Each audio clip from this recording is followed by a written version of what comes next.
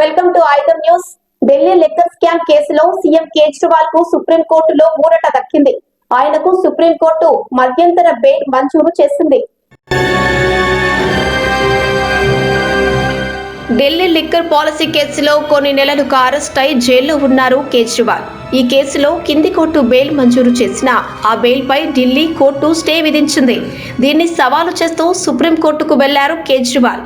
ఈ కేసులో మధ్యంతర బెయిల్ మంజూరు చేస్తూ తీర్పు ఇచ్చింది అత్యున్నత న్యాయస్థానం. ఈడీ కేసులో బెయిల్ మంజూరు చేసిన సుప్రీం కేసు విచారణను విస్తృత ధర్మాసనానికి బదిలీ చేసింది. కేజ్రీవాల్ అరెస్టు అంశంలో పలు అంశాలపై సెక్షన్లను పరిశీలించవలసి ఉందని తెలిపింది.